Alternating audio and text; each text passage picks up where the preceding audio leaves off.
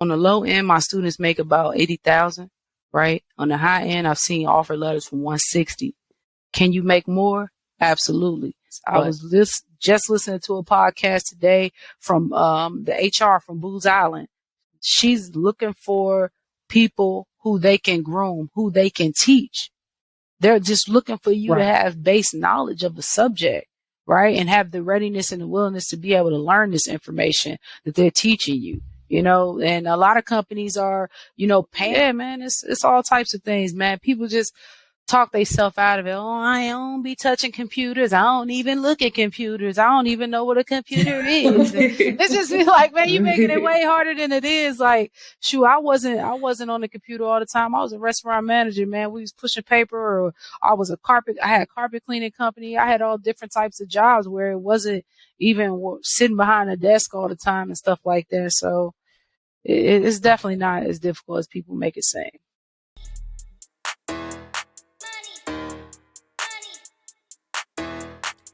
This is Shannon and Max, and you have tuned into In Our Bag, Winning, Wealth, and Wanderlust podcast. So on In Our Bag, Winning, Wealth, and Wanderlust, we have a good show for you all today. We're going to actually get into cybersecurity. All right. So today we're going to talk about cybersecurity and how you can get into the field with no experience.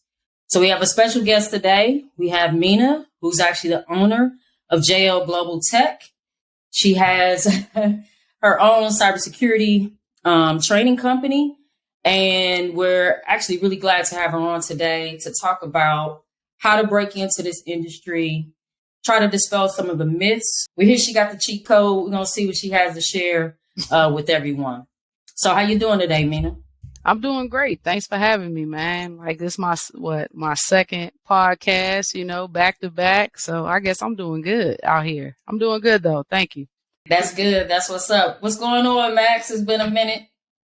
Yeah, man, I'm chilling good, All right. That's good. So cybersecurity, I call it the sexy catch phrase or the sexy hot thing that's going on right now. All right, it's trending. This trend is viral. What is cyber?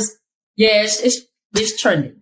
That's right now for sure. For the audience, security is. There's some people probably hear it, don't really know or understand what cybersecurity is. So tell us, what is cybersecurity? Well, cybersecurity is basically like the practice of defending information systems, and an information system could be like a network, a mobile device, a computer, like your cell phone, stuff like that, electronic systems. And it's basically defending that against malicious attacks. So we have threats, and, like everybody, like a company, they have assets that they need to protect.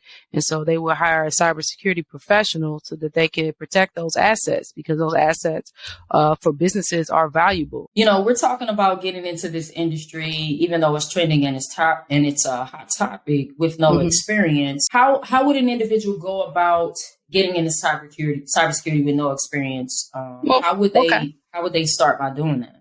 All right, so there's several ways. I'm gonna say the easiest way is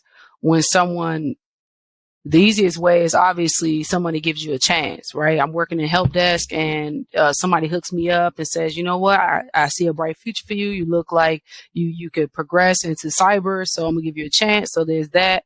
And then there's also like you doing your own research and saying, hey, what is this cybersecurity thing? And let me figure out where I want to go with it. And they decide to go and get things like IT certifications, which like basically say, hey, this person understands the fundamentals. So they may go and get something like a security plus or a network plus, and they may get a chance or the opportunity to work on a cybersecurity contract.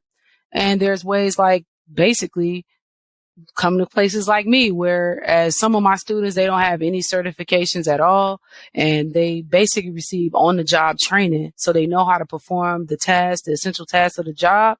And so once they take the training, they're comfortable with doing the work because they've actually seen it, and it's been defined in such a way that it's like easy to digest. And so that's how a lot of people are getting in the door. And I would say that's part of it. And also your resume is a big part of it. So the resume has been like changed and transformed to speak to cybersecurity. So it's a lot of ways to hack your way into cybersecurity, to be honest with you. I know for a lot of people who contact me, they say it's really hard, but I think that they're making it harder than what it is, because it's over 700,000 jobs that are available, that are vacant, that are people looking for cyber professionals, that just not enough people to hire for the type of work. Right. You speaking like a true professional, which I don't doubt that you are, but you also speaking from some experience. I know you have a unique story. Do you mind sharing a little bit your story? About so basically how I got into cybersecurity is just like y'all. I started hearing people talking about cyber, and I was actually a federal security officer, and it's basically like these government buildings, and you go and everybody works in there and they do various jobs. And so I was like, man, I see a lot of people that are in tech and they getting on, they got money. Like I'm telling you, like I'm seeing them, like they pulling up, they was pulling up crazy. Like a Benz is one thing. It was people pulling up I-8s. It was people pulling up, they pulling up. Right. And so just being security, you checking badges, you see a lot of things. And so I'm just like, man, what they doing? How they getting all this money? And, it'd be 4 or 5 people, in a row say, man, I'm in cyber. And I'm just, what the fuck is cyber? So just like y'all, I'm going to run to Google. And I'm like, Google, all right, what is cybersecurity? All right, bet.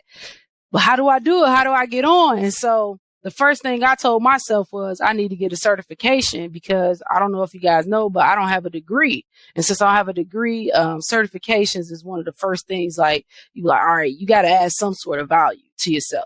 So I went and got my Security Plus, studied my butt off. I failed the first test, and on the second time I got it. And I just had my cert, and I'm like, look, because my cert actually came in the mail. It was a physical cert, and I was pressed.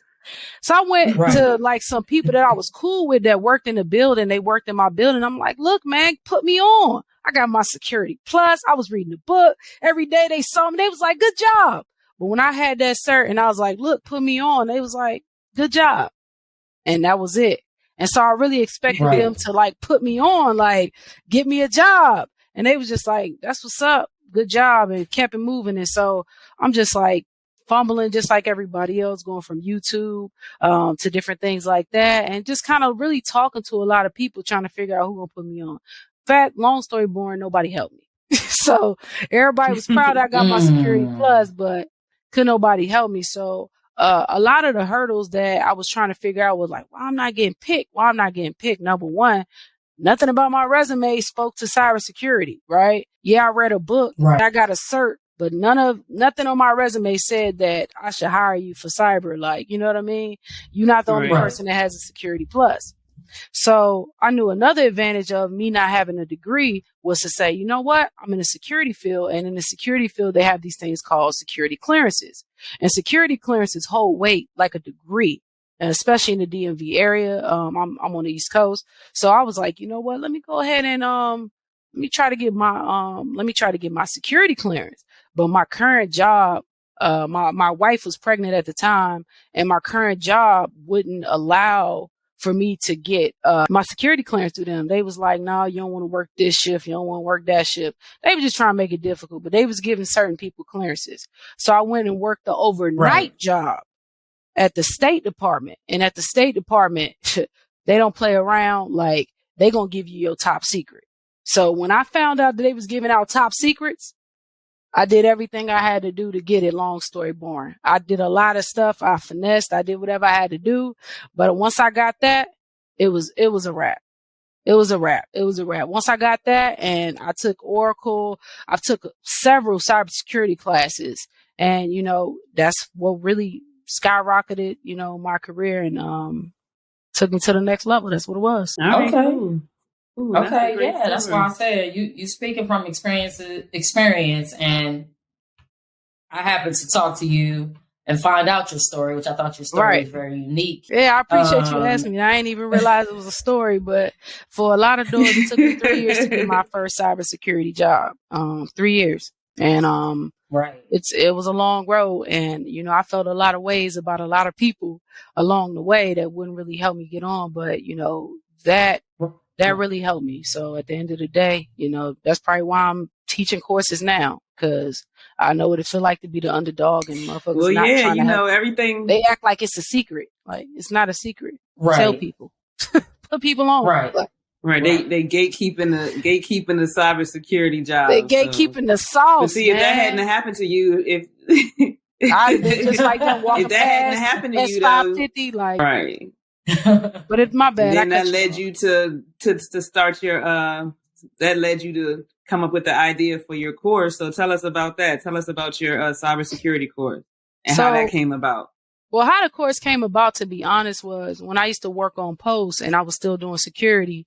I was so in the books. I was always telling people, man, you need to get on cyber, man. And these people had clearances. I'm like, you got your clearance? When you get to do this, do that, do this, and do that. I done did so much research. I'm laying out the groundwork and telling them what they need to do, right? Even though I'm still in my interviews and I'm not doing well, but I'm telling them how to at least get an interview. You know what I'm saying? So that's a step. That's a step, though. So what happened was, in my head, so in the books, they like, no, Mina know that shit. Like, so they start asking me to train them. So I'm like, I'm gonna just train you with what I know. So what I knew was a lot.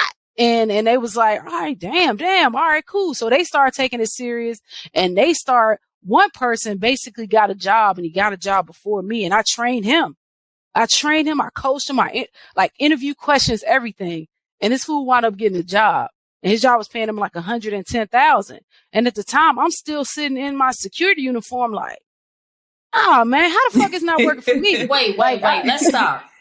Let's stop for a second. So you still work in your physical security job now? You help somebody else. Oh, no, yes. No. Oh, this scenario that you're describing. Yes. You help somebody else, telling them what they need to study, giving them questions, helping him out. He gets the job, and you're still doing physical security. Yeah, but within probably 30 days. I wanted to run that back so people understood. And it had nothing to do with him because we was cool. The level of dedication. Yeah. We was cool, but it was just like, man, for them to say all these cybersecurity jobs out here, why I'm not getting one? So my clearance came back, and probably less than 30 days after that, I wound up getting a job. It wasn't my first pick, but I still wound up getting a job, meaning that it was too far. I was in Falls Church, and I live, in the PG County area, so it was just too far.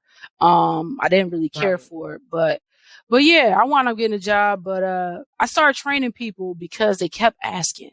They was like, go to Mina. She gonna do it. Go to Mina. So it got to the point where even employees in the building that wasn't in tech, they was like, holla at Mina. And so as I'm teaching people, I'm just teaching them for free because I'm like excited about cyber, and I'm just doing it for free, like out of love. But at a certain point, once people start getting these 6-figure offers, I said, hold up, I need to get something. like I need to get a little something. Like, you taking my time. So, and at that point, it wasn't about the money because I was working in cyber when I was really training a lot. And so it just got to be to a point where it was too much. And I wound up putting together a course and putting it online because people weren't available on Saturdays at noon. It would be like 50 people that would sign up for the class, and it'd be only like 15 people that would actually show up. And I don't do this because I want to make a lot of money. I was doing it because I want to see people get on. I used to get excited, tears shed when people like, I got an offer letter and shit. So, that's when I just decided to make it a business because it was taking up a lot of time. I was feeding it. I was pouring into people, and, I need to get paid. Yeah, that's how I got started, honestly. Okay. That's what's up. So right quick, give everybody your how they can reach you if they want to take your class, and like if you have an Instagram or email, or how could they reach you to get it? Oh man, everything is JL Global Tech. So it's jlglobaltech@gmail.com. It's jlglobaltech.com for the website. It's JL Global Tech on Instagram. Shoot, JL Global Tech, man. Go ahead and do a Twitter. I was thinking about doing Twitter, just because I feel like Instagram ain't the only way to get to people. So eventually it'll be JL Global Tech. If y'all don't hear this and say I'm gonna take it, just she can pay me for it or something. Not y'all, but the people. Yeah, you be careful. Somebody didn't snatch that up. That's what absolutely. Domain name. So. Right. Exactly. Right. So your course, is it, I'm assuming because you talked about trying to make it available to people, is it self-paced? It is. Do you do live courses? Okay. So I was doing live courses, and that's what I was saying. It was like people interrupting, asking them in questions, the stuff we talked about last week, because they not caught up, and the Zoom connection not working, or I'm not available, or they're not available. And so I put it online. It's actually on a platform where it's meant for courses. It's on a platform called Teachable, but it's available self-paced. But anytime anybody needs to ask me questions, I'm still always available for them to ask questions. I wish they would honestly ask more, because that lets me know how much they know. But I also do 2 to 3 homework assignments where I personally grade the homework assignments, but it's up to them to actually turn those in. And it's a little shaky on them turning them in, but yeah, I'm very much still involved with the website. And so are there any other services that you offer or provide, or any other products coaching you offer or provide? I also provide coach services. I have a coaching service where it's like one-on-one sessions, like 4 one-on-one sessions with me. You get all access to me. Ask me whatever you want. Okay. I help you with your resume. We go in depth on the interview questions, and we do something special. It's a mock interview, and it's panel style. A lot of people don't realize this, but yeah, the resume is cool. That's what gets the recruiter to call you and everything, and HR to say, yeah, this person's a go. But then there's this interview part, and it's usually panel style. When you're in tech, it's technical SME. It's your PM looking for the personality vibes, and it may be another person from your team, from that team, that'll be there to interview you. So it's really intimidating.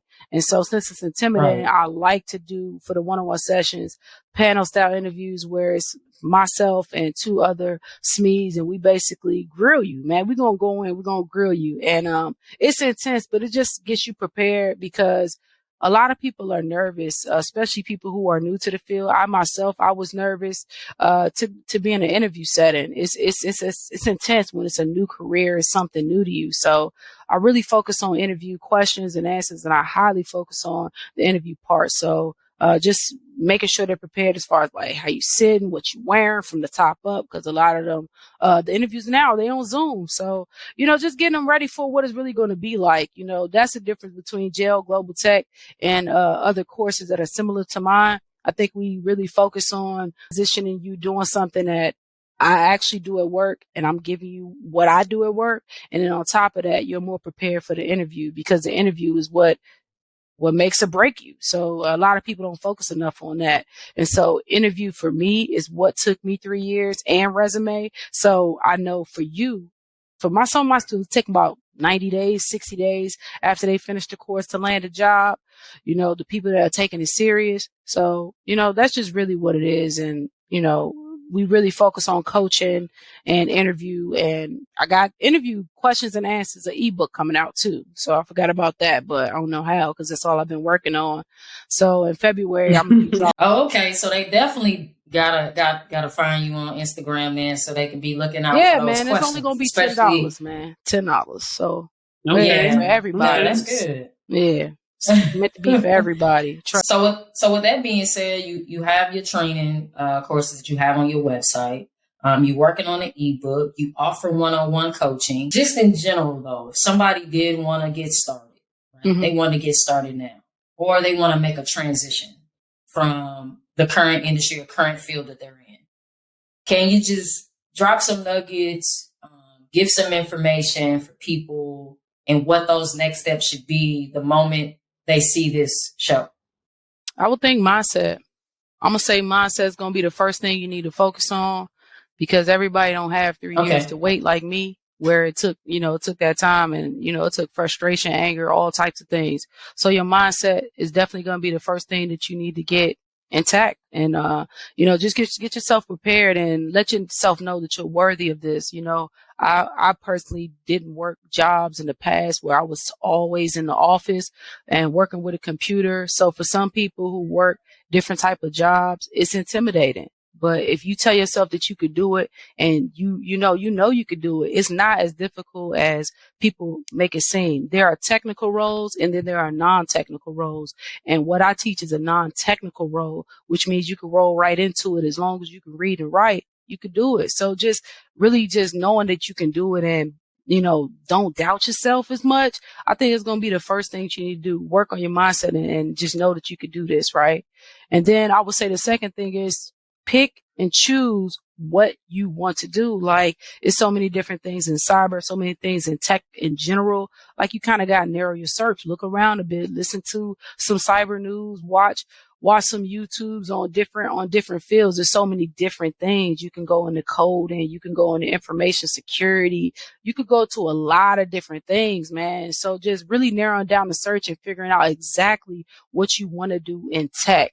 And if you are a writer, a journalist, hell, you could be a technical writer. There's transferable skills that you have as well that people just don't know about. And so it's just figuring out what you want to do. And then I would say third, I would say just plug my course, but once you figure out what you want to do, I think that look for anything free. Anything free first. Don't pay for nothing. Don't pay for my course. Don't pay for nothing, because you're already going to have to pay for your certs if you're going to get them. You already had to pay for your education. Cybersecurity is one of the things I got into, and I didn't spend $20,000 and $10,000 to do. So look for any free information, free resources where CISA offers a lot of free courses. I assure it's a lot of different resources, FedRAMP, templates, things that you need to play with and do so that you can figure out, like, man, do I want to do this or do I want to do that? So YouTube, Professor Messer, I mean, come on, just absorb all the free knowledge, and from there, then say, all right, this is what I'm trying to do. All right. So I would just say that's the best advice, just to not spend a lot of money in the beginning and really absorb a lot of knowledge and say, go know the direction that you want to go in. Cool. Those are very good tips, man. Thank you for that. For real. Absolutely. All right, we'll include those resources and those websites that you talked about also on our podcast platform, as well as on YouTube on our channel. So if they want to circle back to some of those resources or utilize those resources that you mentioned, we'll also include those. Yeah. And we'll also put them on our website. Well. Yeah. I'll send you some. I'll just send you some links and copy and paste. Right. Okay. That'll work. And because we also create profiles for all of our guests on our website, Paul, is also where we'll include all of your information and how they can find you as well. Okay. So Mina, right quick, what about someone who's like high up in their career already? Like they're maybe like mid or senior level in their career, but they may not be fulfilled or may feel like they deserve more money. Do you think that cybersecurity may be something for those people to switch into also? I would look at the salary first, because I like to talk about money and say, if you're not fulfilled and you're not happy, that's one thing. But then if you're just not being paid and you like, what you trying to do? But, just to start off with salaries and price ranges, money wise, what you can earn in cybersecurity. On the low end, my students make about 80,000. Right? On the high end, I've seen offer letters from 160. Can you make more? Absolutely. But I'm talking about right out the gate, somebody, trying to jump in and get their feet wet while still, earning. I think somebody what do you have? Right? What do you have to offer? That also translates to how much money you're going to earn. Someone like you have a degree, you know what I mean? You could ask for more money than me if you wanted to, and you went to the place that wanted, you to have a degree, and you also have transferable skills. So, I forgot exactly what you said you do, but like I was saying, there's so many different things for you to do in IT or, cyber in general. We have sales, marketing, for cyber, you know what I mean? And they just want to know that you understand the product. So I would say that yes, for higher earners, there is a possibility. I have people who have master degrees and they still don't have jobs because they don't have the actual skills. But I would say that once you learn a certain amount of skills in that realm and you already have transferable skills, I don't think that it'd be an issue with you trying to transfer over. I don't think that'd be an issue. I think it's more so an issue for someone who doesn't have anything to offer. Go ahead. So I was going to say, speaking of skills, so what skills do you think people need or should have at a minimum, or what would you say? I would say a transferable skill would be anything like, hold on one second. Auditing is a good transferable skill. Writing, someone who can write very well. We need a lot of technical writers. So it's a lot of transferable skills. People have technical backgrounds that don't have anything to do with tech at all. You know what I mean? So those are transferable skills. It's a lot. People who are security guards have transferable skills because they already know physical security, and that's a part of cybersecurity.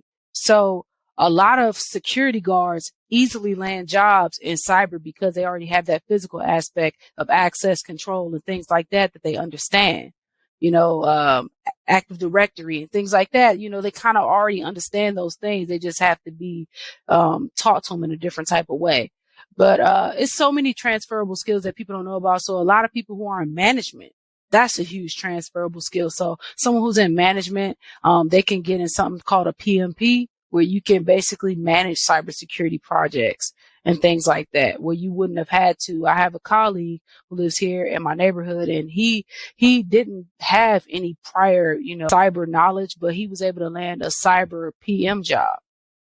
So it's all types of transferable skills, but it's not hard. It's not hard to once you have the direction. It's definitely not difficult at all. Okay, Shannon, you thinking about making a career change over there? She's just trying. Max, I'm technically already doing, but I'm technically already. But the thing that I found interesting, because I'm already somewhat in this field, pretty much.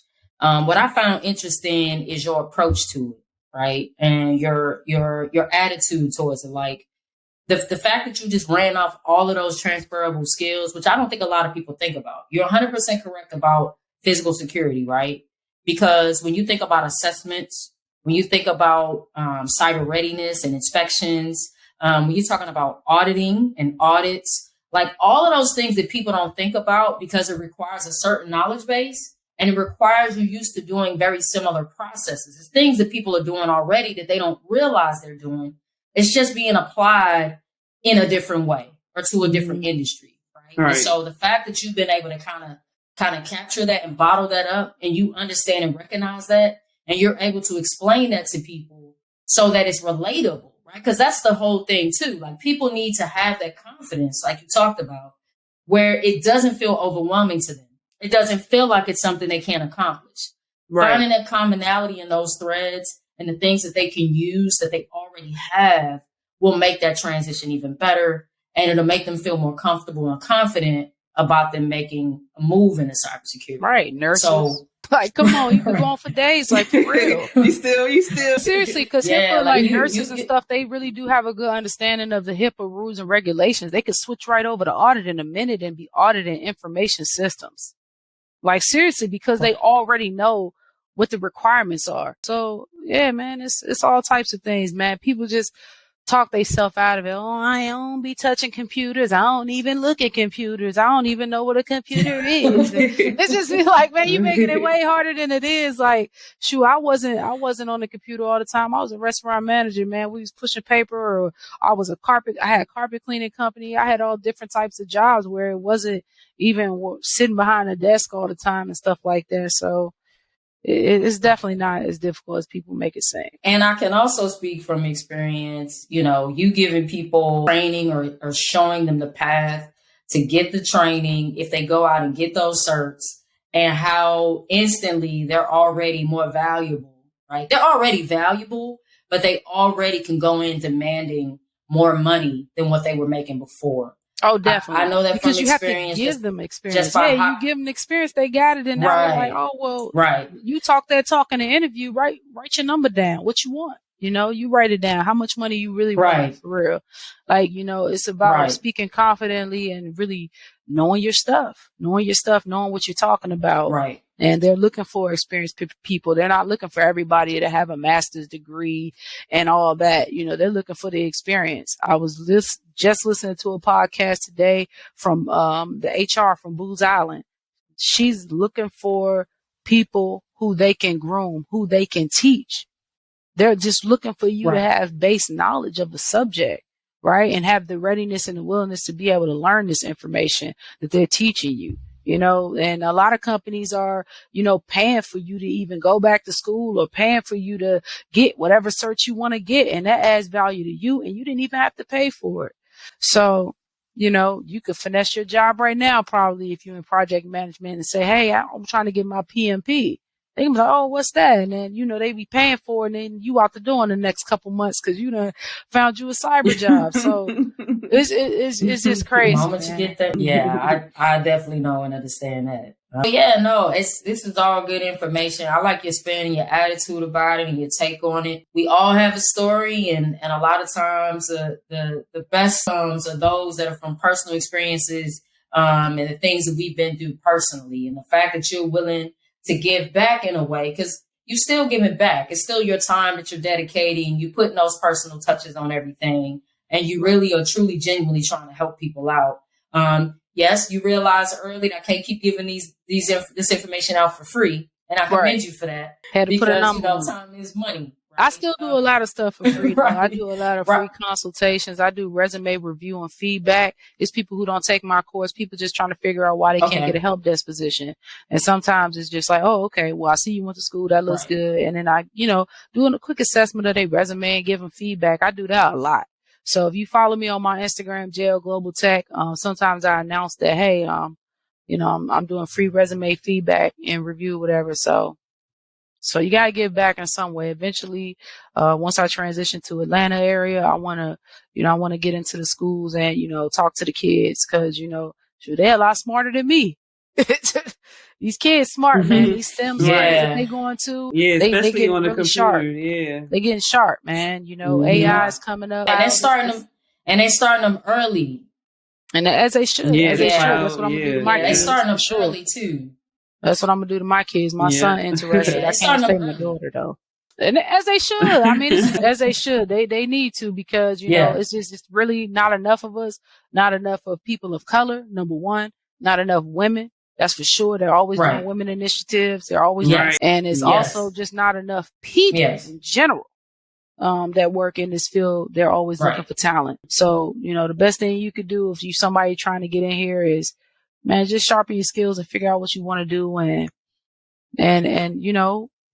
ask questions. And there's always cyber events going on, and you would be surprised that you go to a cyber event and they looking for somebody with your transferable skills and willing to train you on a job, because you have a certain type of background. So they're definitely broadening their scope as far as what they're looking for. That was per Booz Allen. So, and they're one of the biggest, contracting agencies. So it's just like, there's different ways you can go into tech. You can be 1099 where you can work for yourself and get directly paid. Like if I want to get on a contract, I see maybe DHS or one of them got a contract out there for cyber. I want to get on, I can go 1099 and have JL Global Tech paying me. You know what I'm saying? So there's so many different ways that you can get paid in tech. Yeah. If you want to do it, man, just do it because you're going to have a job forever. We might have to bring you back. Yeah, we might have to bring you back on to talk about the contracting in tech and how to work that, setting up 1099. We probably need to. Yeah, that's definitely that's definitely a longer one, but it's not hard. It's not hard. It's not hard to do, but I'm actually trying to, once I'm done with the ebook, I'll be, trying to put in my own solicitations out here for my own government contracts so I can have maybe my students or some of my past colleagues work these contracts or maybe myself because there's money out here to be made. They just need you to come pick it up, as women in minority. And, in the federal government, you have a lot of advantages and that's a competitive edge that you have right there alone. So why not take advantage of it? So Right. And it could be a one-stop shop too. Come get trained, come get your cert, come get a job. The jobs that you've already put out there for bid, I like it. I see the vision. I see what that's what I'm trying to work. I'm trying to get this vision all the way, out there. But I didn't even touch base on something I really already have going on. But I have other subject matter experts that are teaching different courses in tech, and they're going to be teaching it on JL Global Tech.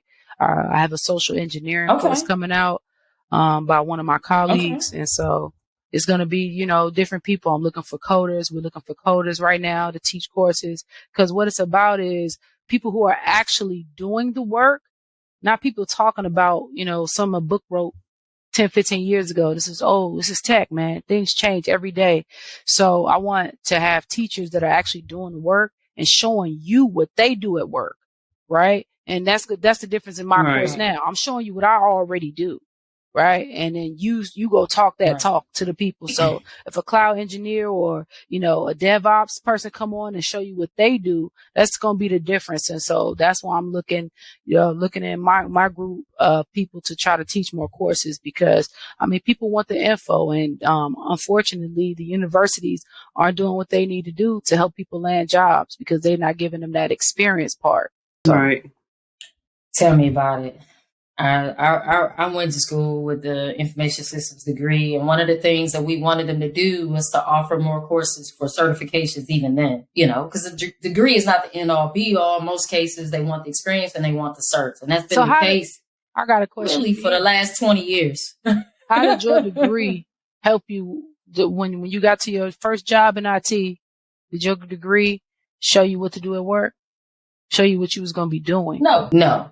So that's the difference. That's all I'm saying. That's the only difference. That's the only difference. I mean, thousands and thousands of dollars, but that's the only difference.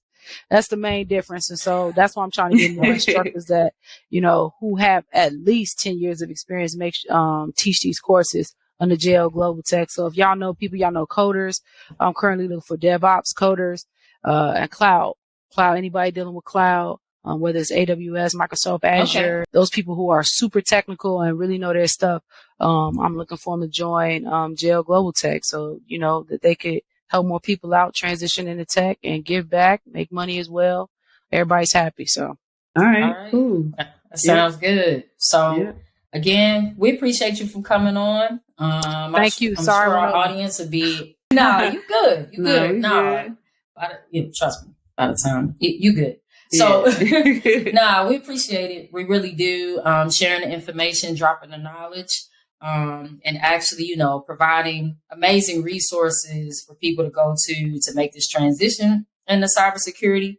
Or, as you said, hey, maybe you already went and did some training. Maybe you already went and got a cert, but you're struggling.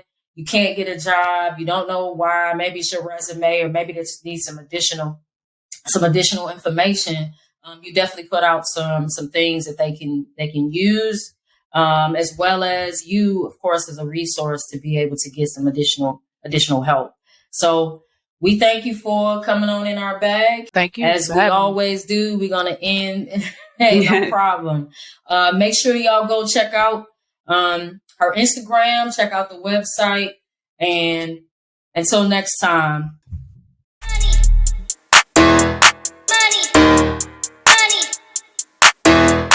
Money.